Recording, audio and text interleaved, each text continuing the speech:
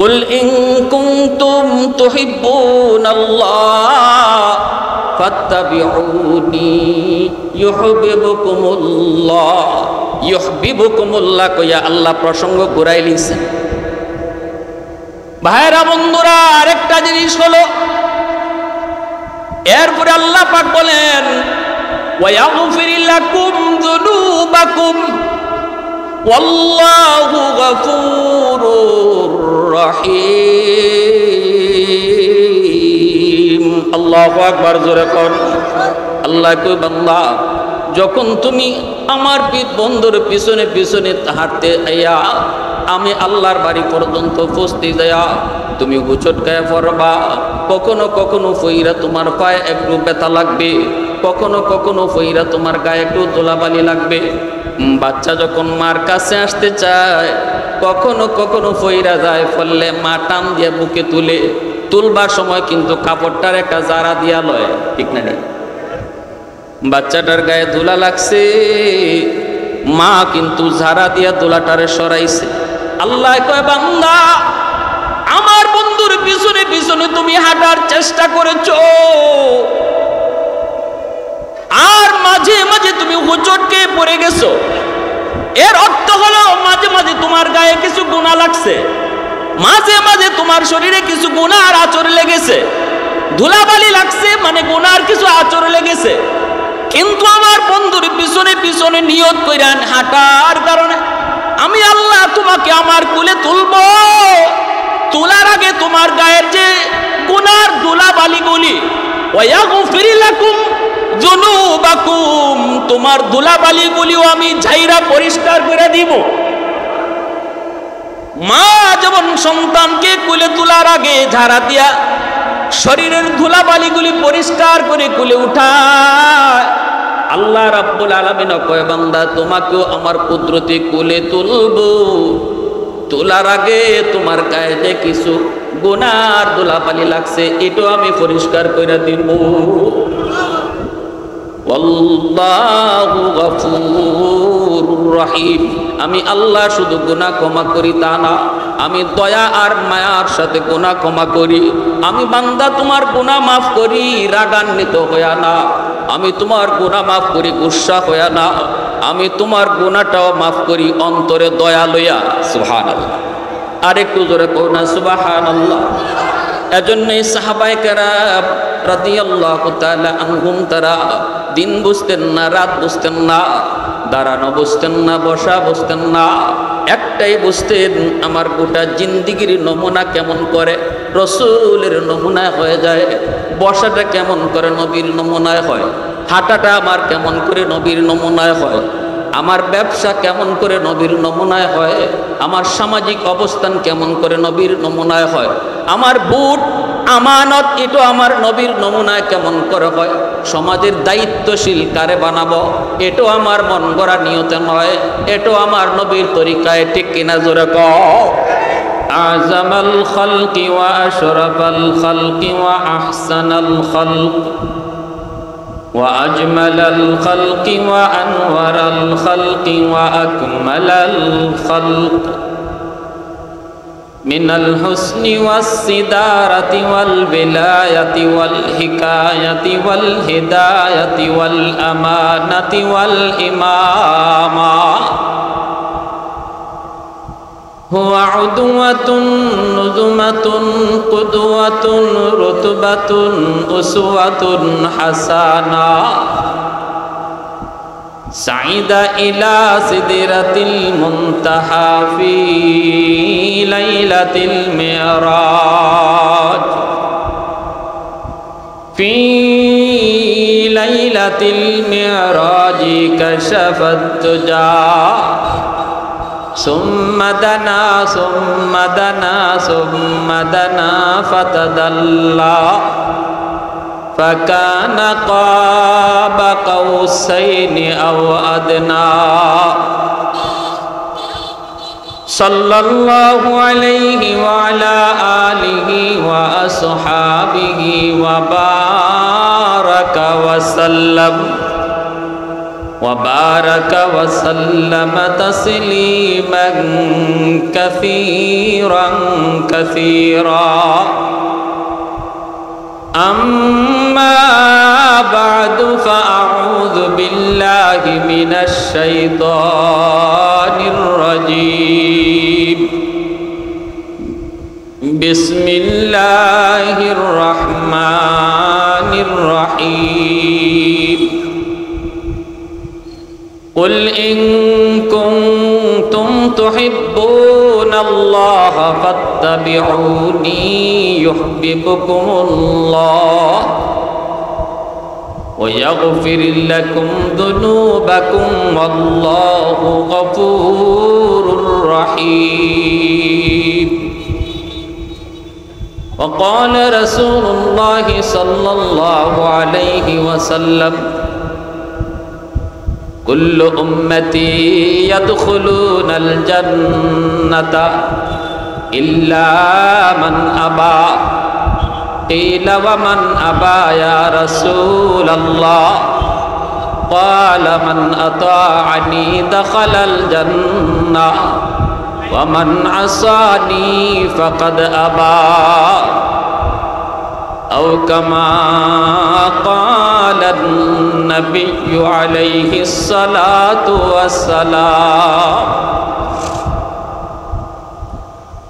সবাই নামাজের দুরূদ পড়ি শ্রেষ্ঠ দুরূদ উত্তম দুরূদ আল্লাহুম্মা সাল্লি আলা মুহাম্মাদিন ওয়া আলা আলি মুহাম্মাদ كما صليت على إبراهيم وعلى آل إبراهيم إنك حميد مجيد اللهم بارك على محمد وعلى آل محمد كما باركت على إبراهيم وعلى آل إبراهيم إنك حميد مجيد بمربي كيتوانت طفل دانشور شدن بمربي كيتوانت طفل دانشور شدن قطرة إن كان باشد بصدف گوهر شدن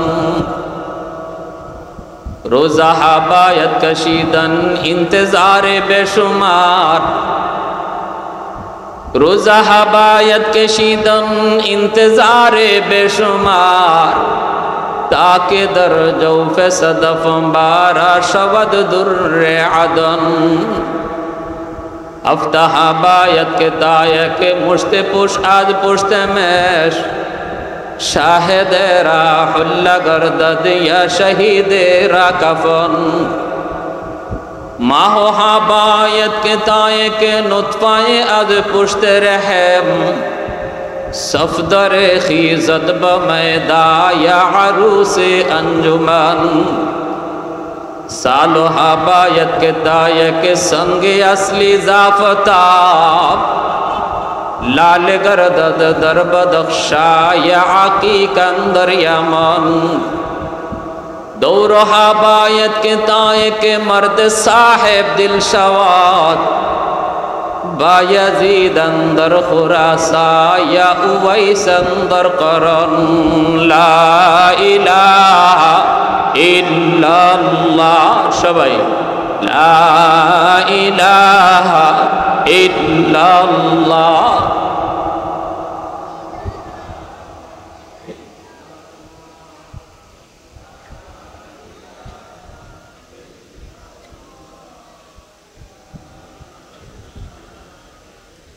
मोहब्बतेर साथे एक आवाज दिया ला इलाहा इल्लल्लाह ला इलाहा इल्लल्लाह ला इलाहा इल्लल्लाह।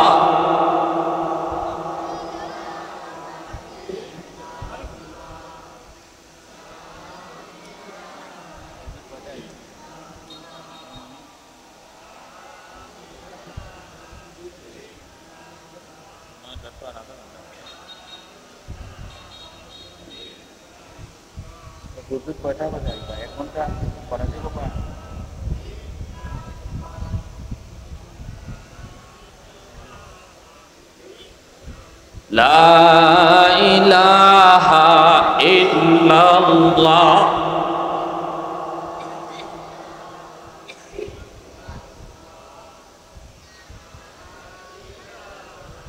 লা ইলাহা ইল্লাল্লাহু মুহাম্মাদুর রাসূলুল্লাহ।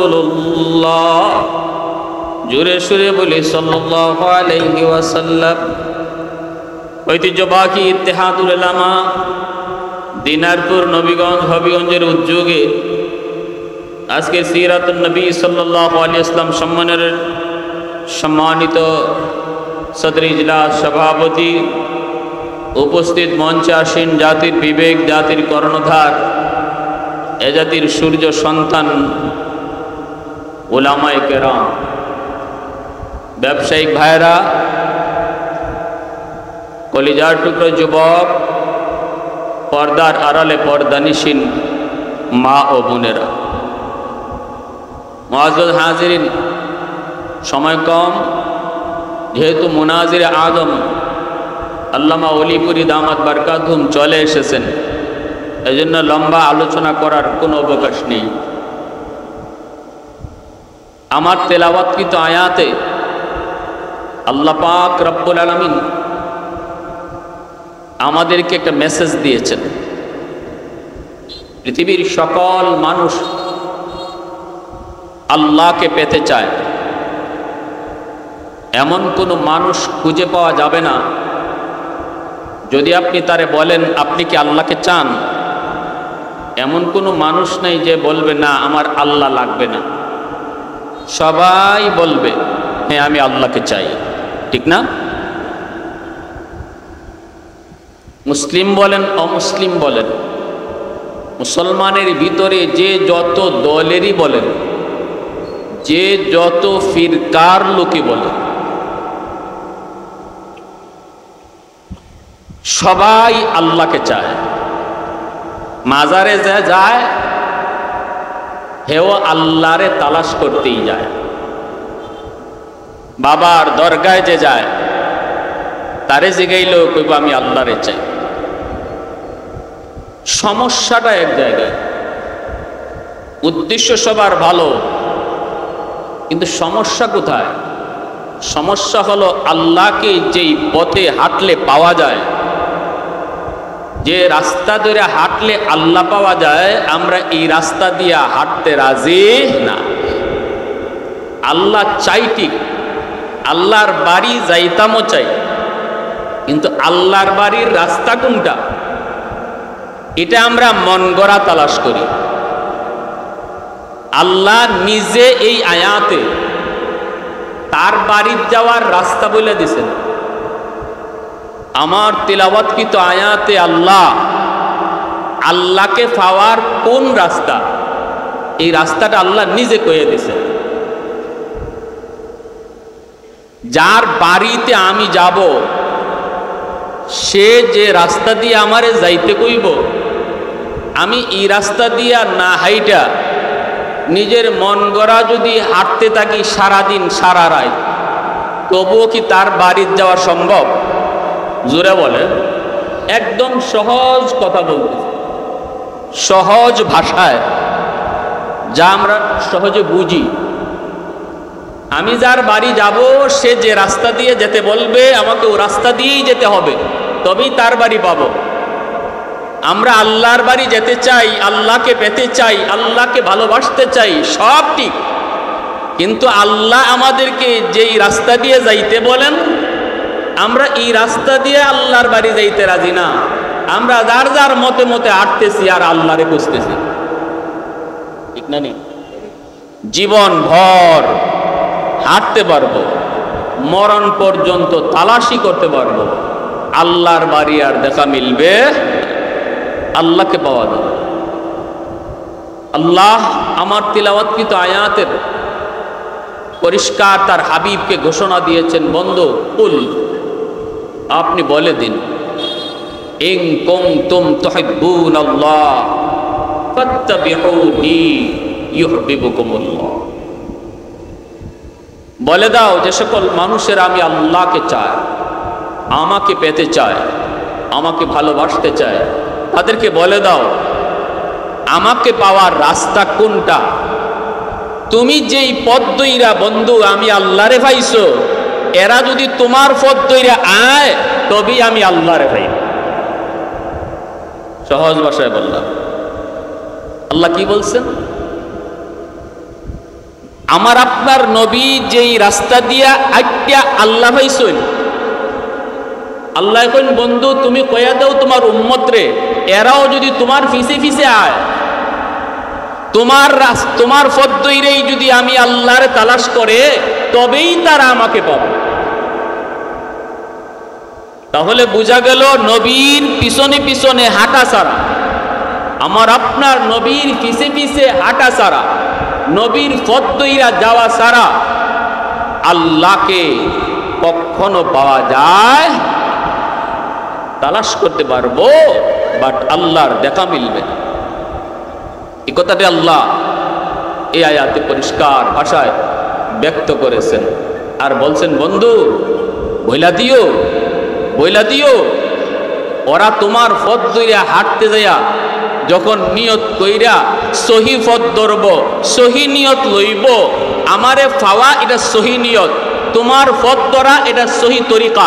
এই সহি নিয়ত আর সহি তরিকা দইরা যখন আমারে পাইতে আইব, আমারে ধরতে আইব, আমার বাড়ি আইতে যাইব, তখন আমি আল্লাহ খুশি হইয়া তারে আমার বাড়ি পর্যন্ত আউন লাগতো না, আমি গিয়া তারে আগাইয়া আমার কুলে তুলে নিব।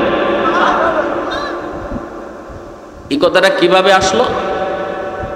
তাফসীরের কিতাবে মুফাসসিরিন কেরাম সুন্দর করে কথাটার ব্যাখ্যা দিয়েছেন, কিভাবে আল্লাহ কি বলতেছেন একটু মন দিয়ে শুনেন। বাচ্চাগুলো এখানে যারা মাঝখান দিয়ে যারা হাঁটে, ভলেন্টিয়ার যারা আছে তাদেরকে একটু মাঝখান দিয়ে এইভাবে হাঁটাচলা করার সুযোগ দিও। আল্লাহ পাক বলেন, কুল ইন কুনতুম তুহিব্বুনাল্লাহ ফাত্তাবিউনি ইউহিব্বুকুমুল্লাহ। আল্লাহ পাক বলেন বন্ধু তুমি বলে দাও যারা আমি আল্লাহকে ভালোবাসতে চায় তারা যেন তোমার অনুসরণ করে, তোমার পিছনে পিছনে যেন হাঁটে, তোমার পথ যেন তারা ধরে। তোমার পথ ধইরা যদি তারা আমি আল্লাহকে ভালোবাসতে চায়, আমারে ভালোবাসতে হবে না, বরং আমি আল্লাহ তাদেরকে ভালোবাসবো। এর অর্থ হলো তারা আমাকে পাওয়া লাগবে না, আমি তাদেরকে পাইয়া নিব, আমারে আয়া ধরা লাগবে না, আমি তাদেরকে দইরা নিব। সুবহানাল্লাহ। প্রসঙ্গ চলছে এই জায়গায় ভালোবাসা, প্রসঙ্গ চলছে ভালোবাসা। কথাটা ছিল এমন, আল্লাহ বলতেছেন বন্ধু তুমি বলো তারা যদি আমি আল্লাহকে ভালোবাসতে চায় তাহলে তারা যেন তোমার অনুসরণ করে, তবেই আমাকে ভালোবাসা হয়ে যাবে, আমাকে ভালোবাসতে পারবে। কিন্তু আল্লাহ এই কথাটা এইভাবে বললেন না, আল্লাহ কথাটা ঘুরায় বললেন। প্রসঙ্গ ছিল তারা যদি ভালোবাসতে চায়, এভাবে চললে তাদের ভালোবাসা হবে, কিন্তু না, আল্লাহ কথা ঘুরাই লইছেন। আল্লাহ কয় তারা যদি আমাকে ভালোবাসতে চায় আর তোমার পিছনে পিছনে আয়, তখন আমারে ভালোবাসতে হবে না, বরং আমি তাদেরকে ভালোবেসে কুলে নিব। তাফসীরের কিতাবে মুফাসসিরিন কিরাম লিখেন কারণ হলো নবীর পিছনে পিছনে হাঁটা, আল্লাহ নবীর অনুসরণ অনুকরণ। খাইতে বসলে আমার নবীর তরিকায়, ঘুমাইতে গেলে আমার নবীর তরিকায়, মেম্বারি করতে গেলেও নবীর তরিকায়, চেয়ারম্যানি করতে গেলেও নবীর তরিকায়, রাষ্ট্র পরিচালনা করতে গেলেও নবীর তরিকায়, ব্যবসা করতে গেলেও নবীর তরিকায়। হার লাইনে যখন একজন মানুষ বন্ধু তোমার তরিকাটাই ফলো করবে, তাকে জানা দিও সে আমাকে পাওয়ান লাগতো না, আমি তারে ফায়া নিমু। সুবহানাল্লাহ। জোরে কও। আমাকে পাওন লাগতো না, আমি তারে তুইলা নিব। এর অর্থ হলো আল্লাহ বুঝাইতে চান রাস্তাটা অনেক বড় কঠিন, আমার বন্ধুর পিছনে পিছনে আসাটা এত সহজ নয়। হাঁটতে গেলে তুমি জায়গায় জায়গায় পড়ে যাবা, আমার বন্ধুর পিছনে পিছনে তুমি হাঁটার নিয়ত করে শুরু করেছো, কিন্তু বান্দা মাঝে মাঝে তুমি হুচুটকে পড়ে যাবা। আমার বন্ধুর অবিকল নমুনা তোমার হবে না, ইত্তেবা তুমি পুরাপুরি পারবা না, নিয়ত তোমার পুরাপুরি করার। এরপরও কোনো জায়গায় তোমার কোনো কিছু ঘাটতি হয়ে যাবে, পিছলা খাই নিবায়, হুসট খাই নিবায়। যখন হুসট খাইবায় তখন আমি যাই তোমারে দৈরে লাইব। সুবহানাল্লাহ। কেমনে? ছোট শিশু যখন হাঁটা শিখে, ছোট ছোট বাচ্চারা যখন হাঁটা শিখে, বাবা যখন বাচ্চারে হাঁটা শিখায়, মা যখন ছোট্ট শিশুটারে হাঁটা শিখায়, ওই জায়গা থেকে শিশুটারে ডাক দেয়া কয়, মায় ডাক দেয়া কয়, বাবা এই যে আসো, এই যে আম্মু, এই যে আম্মু, এই যে আব্বু, এই যে আব্বু। এই বইলা শিশুটারে মা হাঁটা শিখায়, বাবা শিশুটারে হাঁটা শিখায়। মা ভালো করে জানে বাচ্চাটা এই পর্যন্ত আসতে পারবে না, বাবা ভালো করে জানে এই পর্যন্ত আসতে পারবে না, মাত্র হাঁটা শিখেছে, 2 কদম 3 কদম দিয়েই বাচ্চাটা হয়তো পড়ে যাবে। মা ওভার শিওর থাকে, বাবা ওভার শিওর থাকে, সতর্ক থাকে, বাচ্চারে পড়তে দেয় না। যখনই বাচ্চাটা 1 কদম 2 কদম আগায়, মা তখন দৌড় দিয়া সামনে যায়, বাবাও তখন দৌড় দিয়া সামনে যায়। বাচ্চাটা পড়ে যাইতে চায় কিন্তু পড়তে দেয় না। ঠাস করে বাচ্চাটারে কোলে উঠায় কয়, এই যে তুমি আম্মুরে ধরে ফেলেছো, এই যে তুমি আব্বুরে ধরে ফেলেছো। না না, এই জায়গায় বাচ্চায় ধরে নাই, ধরছে যায় মায়, ধরছে যায় বাবায়। কিন্তু বাচ্চারে বুঝ দিয়া কয়, এই যে তুমি আব্বুরে ধরছো, এই যে তুমি আম্মুরে ধরছো। সাহস যুগায়, সাহস যুগায়। ঠিক তেমনি আল্লাহ কয়, বান্দা আমার রসুলের পিছনে পিছনে হাঁটতে যায় যখন তুমি কোথাও কোথাও হুচটকে পড়ে যাবা, আমি আল্লাহ তখন কুদরতি কুলে তোমারে উঠায় কইব, বান্দা এই যে তুমি আমারে ধরে ফেলছো, মূলত তুমি ধরো নাই, আমি তোমারে দেয়া ধরছি। কুল ইন কুনতুম তুহিব্বুনাল্লাহ ফাত্তাবিউনি ইউহিব্বুকুমুল্লাহ। ইউহিব্বুকুমুল্লাহ কইয়া আল্লাহ প্রসঙ্গ ঘুরাই লিছে। ভাইরা বন্ধুরা, আরেকটা জিনিস হলো, এরপরে আল্লাহ পাক বলেন, ওয়া ইয়াগফির লাকুম যুনুবাকুম ওয়াল্লাহু গফুরুর রহিম। আল্লাহু আকবার, জোরে কোন। আল্লাহ কই, বান্দা যখন তুমি আমার বন্ধুর পিছনে পিছনে হাঁটতে আইয়া আমি আল্লাহর বাড়ি পর্যন্ত পৌঁছতে যাইয়া তুমি হুচটকায় পড়বা, কখনো কখনো ফইরা তোমার পায়ে একটু ব্যথা লাগবে, কখনো কখনো ফইরা তোমার গায়ে একটু ধুলাবালি লাগবে। বাচ্চা যখন মার কাছে আসতে চায়, কখনো কখনো ফইরা যায়, ফললে মা টান দিয়ে বুকে তুলে, তুলবার সময় কিন্তু কাপড়টার একটা জারা দিয়া লয়, ঠিক না? বাচ্চাটার গায়ে ধুলা লাগছে, মা কিন্তু ঝাড়া দিয়া ধুলাটারে সরাইছে। আল্লাহ কয়, বান্দা আমার বন্ধুর পিছনে পিছনে তুমি হাঁটার চেষ্টা করেছো, আর মাঝে মাঝে তুমি হুচটকে পড়ে গেছো। এর অর্থ হলো মাঝে মাঝে তোমার গায়ে কিছু গুনাহ লাগছে, মাঝে মাঝে তোমার শরীরে কিছু গুনাহ আর আচর লেগেছে, ধুলাবালি লাগছে মানে গুনার কিছু আচর লেগেছে। কিন্তু আমার বন্ধুর পিছনে পিছনে নিয়ত কইরান হাঁটার কারণে আমি আল্লাহ তোমাকে আমার কোলে তুলবো। তোলার আগে তোমার গায়ের যে গুনার ধুলাবালিগুলি, ওয়া ইয়াগফির লাকুম যুনুবাকুম, তোমার ধুলাবালিগুলিও আমি ঝাইরা পরিষ্কার করে দিব। মা যেমন সন্তানকে কোলে তোলার আগে ঝাড়া দিয়া শরীরের ধুলাবালিগুলি পরিষ্কার করে কোলে উঠায়, আল্লাহ রাব্বুল আলামিন কয়, বান্দা তোমাকেও আমার কুদরতি কোলে তুলবো। তোলার আগে তোমার গায়ে যে কিছু গুনার ধুলাবালি লাগছে, এটাও আমি পরিষ্কার করে দিব। ওয়াল্লাহু গফুরুর রহিম। আমি আল্লাহ শুধু গুনাহ ক্ষমা করি তা না, আমি দয়া আর মায়ার সাথে গুনাহ ক্ষমা করি। আমি বান্দা তোমার গুনাহ মাফ করি রাগান্বিত হইয়া না, আমি তোমার গুনাহ মাফ করি গুসা হইয়া না, আমি তোমার গুনাহটাও মাফ করি অন্তরে দয়া লইয়া। সুবহানাল্লাহ। আরেকটু জোরে কও না সুবহানাল্লাহ। এজন্যই সাহাবায়ে কেরাম রাদিয়াল্লাহু তাআলা আনহুম তারা দিন বুঝতেন না, রাত বুঝতেন না, দাঁড়ানো বুঝতেন না, বসা বুঝতেন না, একটাই বুঝতেন আমার গোটা জিন্দিগির নমুনা কেমন করে রসুলের নমুনায় হয়ে যায়, বসাটা কেমন করে নবীর নমুনায় হয়, হাঁটাটা আমার কেমন করে নবীর নমুনায় হয়, আমার ব্যবসা কেমন করে নবীর নমুনায় হয়, আমার সামাজিক অবস্থান কেমন করে নবীর নমুনায় হয়, আমার বুট আমানত এটা আমার নবীর নমুনায় কেমন করে হয়, সমাজের দায়িত্বশীল কারে বানাবো এটাও আমার মন গড়া নিয়তে নয়, এটাও আমার নবীর তরিকায়, ঠিক কিনা জোরে কও।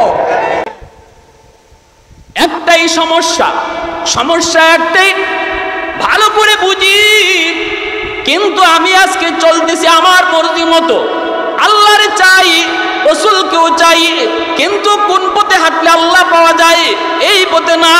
আমি আমার মর্জি মতো ঘর চালাই, আমি আমার মর্জি মতো দোকানদারি করি, আমি আমার মর্জি মতো মেম্বারি করি, আমি আমার মর্জি মতো চেয়ারম্যানি করি, আমি আমার মর্জি মতো এমপিগিরি করি, আমি আমার মর্জি মতো দুনিয়াদারি করি।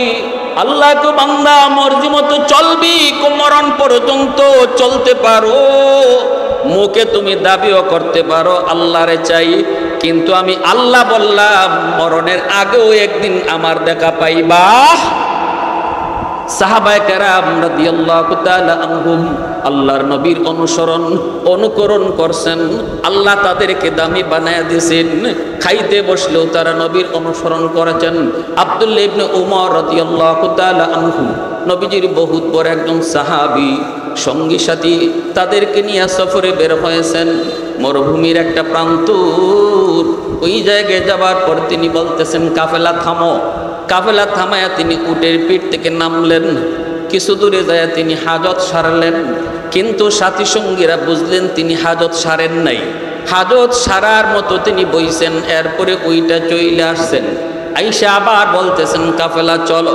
সাথীরা বলতেছে হযরত আপনি তো হাজত সারলেন না, শুধু নামলেন ওই জায়গায় যায় বসলেন, আবারও আপনি উঠে চলে আসলেন, কেন আপনি এমন করলেন?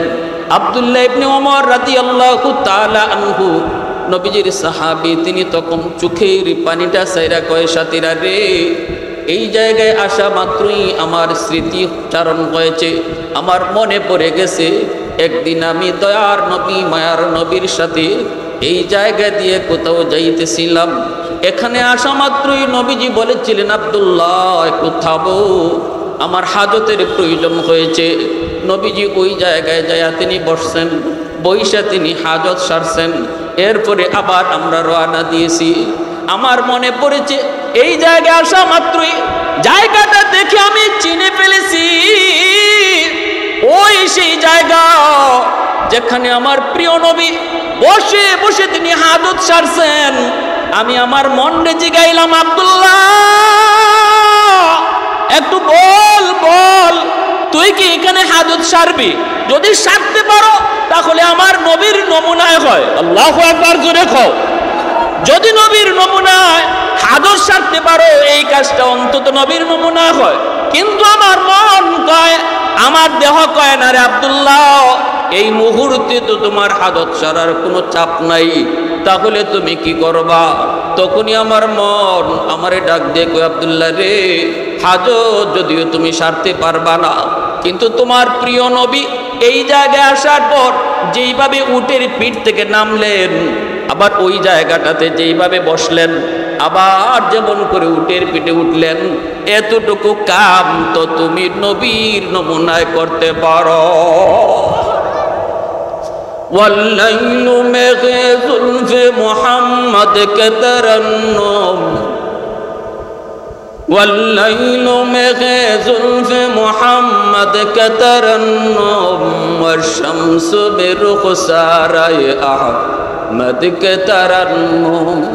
वल फजर में गे सुबह रिसालत की बशारत, वल असर में गे दौर नबूवत की बशारत, हर फूल में गे रूए मदीना का तबस्सुम, शाखों की लचक में बेक़दा का तकल्लुम, यासीन से मौला ने कभी उनको पुकारा, यासीन से मौला ने कभी उनको पुकारा, हमीम को भी और कभी तासीन इशारा, ये रमज़ के कुछ आशिक़ माशूक़ के माबैन, समझाए जिन्हें खल्क़ में एक सरवर कौनैन।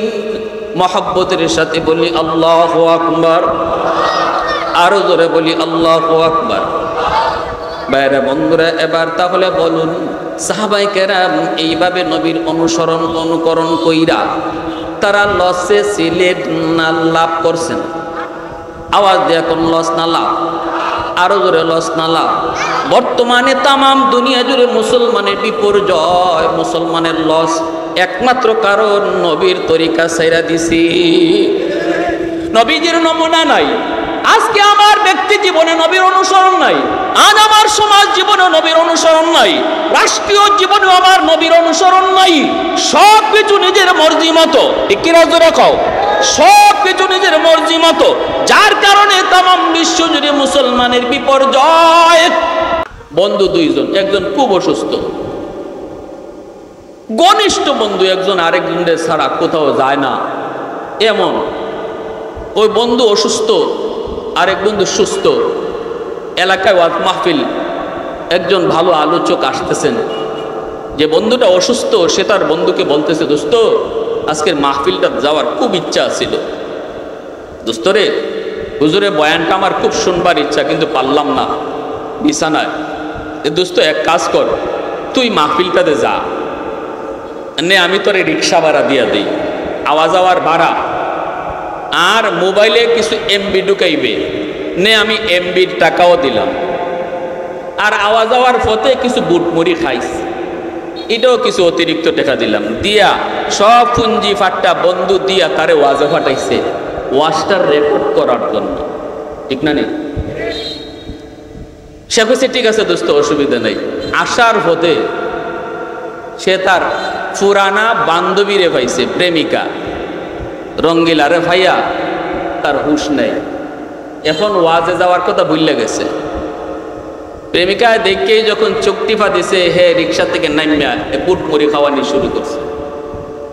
যে টাকা দিয়ে এমবি কিনতো, এই টাকা দিয়া বান্ধবীরে আইসক্রিম খাওয়ায়, এইদিকে গফ করে আর খাওয়ায়। ওয়াজের পথে ওয়াজ শেষ, ওয়াজের মাটি আসতে পারেনি।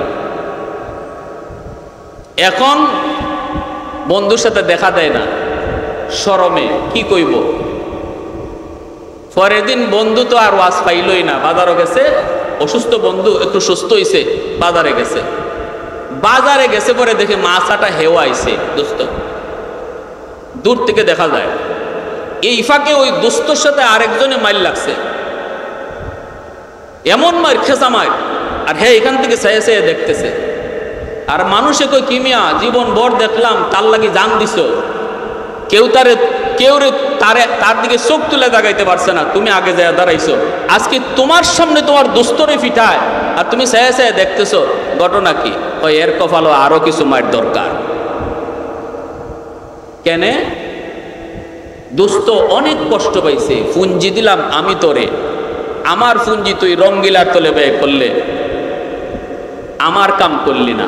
আরে আমার ডিউটিটা যদি পালন করতে, ওয়াজটা যদি রেকর্ড করতে, আর আওয়ার পথে যাওয়ার পথে তুই তোর প্রেমিকারে এক গাল কথা কই আইতি, অথবা একটা আইসক্রিম খাওয়াই আইতি, আমি হয়তো তোরে জিগাইতামই না যে আওয়ার পথে কোন দিকে চাইছো, কারে কিতা খাওয়াইছো। কারণ আমি ফাটাইছিলাম ওয়াজ রেকর্ড করার লাগে। এই উদ্দেশ্য যদি আমি ফাইল নিতাম, আমারটা যদি আমি ফাইল নিতাম, তোর হয়তো আসা যাওয়ার পথের কিছু ত্রুটি বিচ্যুতি আমি তোরে জিগাইতামই না। কিন্তু তুই তো আসলটাই বইলা গেলে, যে উদ্দেশ্যে তোরে ফাটাইছিলাম। অতএব তুই তোর পথে থাক, আমি আমার পথে, আর তোর সাথে বন্ধুত্ব নাই। ঠিক তেমনি আল্লাহ রাব্বুল আলামিন কয় বান্দা দুনিয়াত পাঠাইছে আমি আল্লাহ তোরে পুঞ্জি দিয়া, পুঞ্জি দেওয়া আমার। এই সুস্থ দুটা হাত এটা আমার পুঞ্জি, সুস্থ দুটা পা এটা আমার দেওয়া পুঞ্জি, সুস্থ একটা বিবেক এটা আমার দেওয়া পুঞ্জি। সব পুঞ্জি দিয়ে আমি তোরে দুনিয়া পাঠাইছি। একটা কাজ আমার ডিউটি পালন করবি, আমি আল্লাহর সঠিক রাস্তা দিয়ে হাঁটতে তালাশ করবি। কিন্তু না, তুই আসল কথাই ভুইলা গেলি, যে উদ্দেশ্যে তোরে পাঠাইছি এটাই ভুইলা গেলি। তুই তোর প্রেমিকা পাইয়া, তুই তোর আমেরিকা পাইয়া, তুই তোর লন্ডন পাইয়া, তুই তোর রাশিয়া পাইয়া, তুই তোর ভারত পাইয়া আমার কথাটাই তুই ভুইলা গেলি।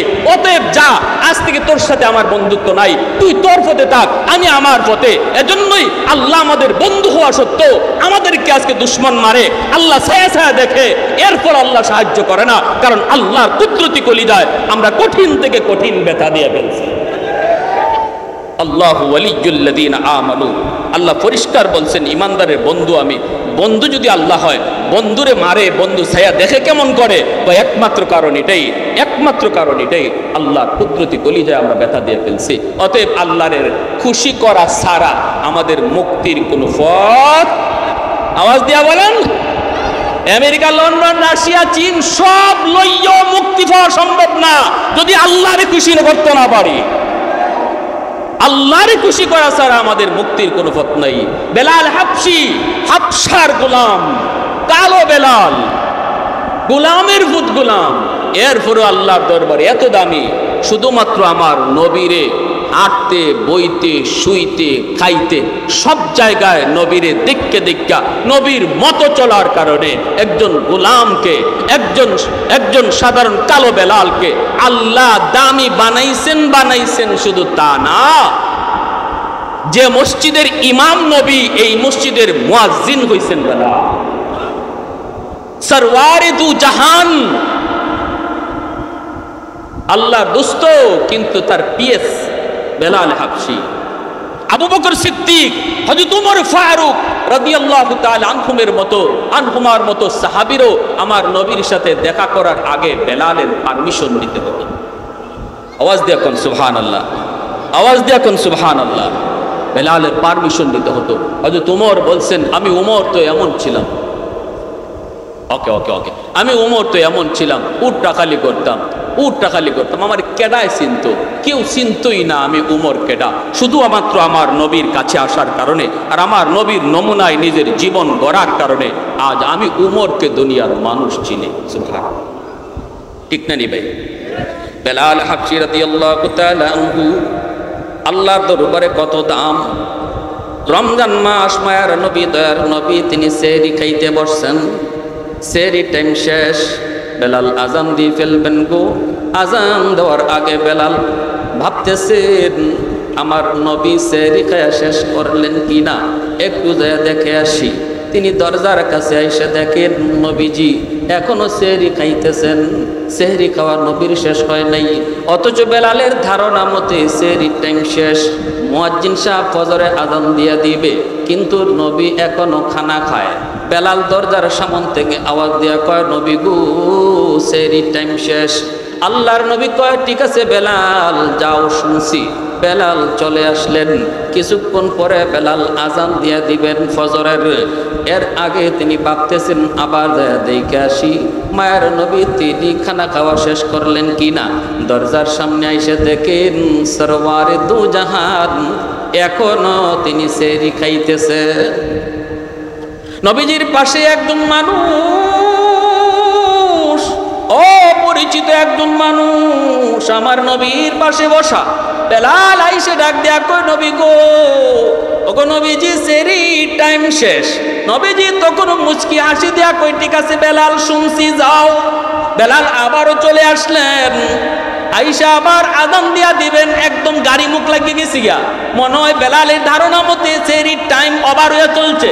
আজান দেওয়ার আগে নবী কোন অবস্থায় আছেন।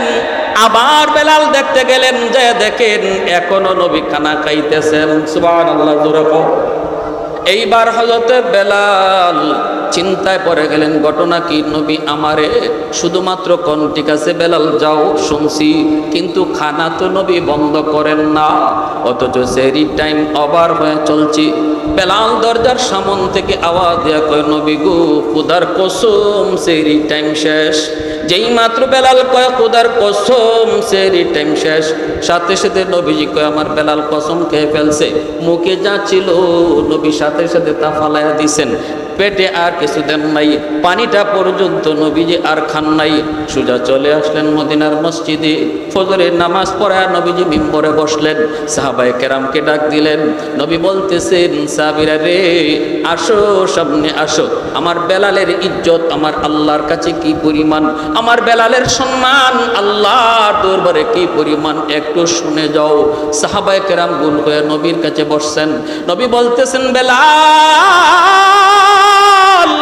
প্রথমবার তুমি যে যখন কইছো নবী গো সেহরির টাইম শেষ, তখনও জিব্রাইল আমার পাশে বসা, জিব্রাইলে কয় নবী গো টাইম আছে আরো খান।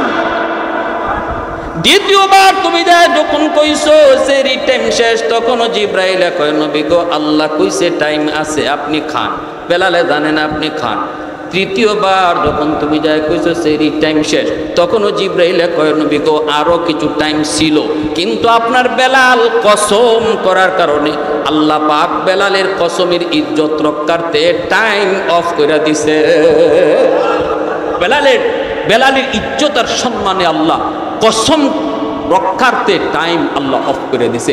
এতটাই ইজ্জত সম্মান বেলালের। আল্লাহ আমাদের সবাইকে যা কিছু বললাম শুনলাম সব কিছুর আমল করার তৌফিক আল্লাহ দান করুন। পরিশেষে নবীর তরিকা মতো আমাদের রাজনৈতিক জীবনটাও চালাইতাম। কারা কারা রাজি আছে একটু হাত উঠে আল্লাহরে দেখাই। আল্লাহ তুমি কবুল করো, সবাই বলি আমিন।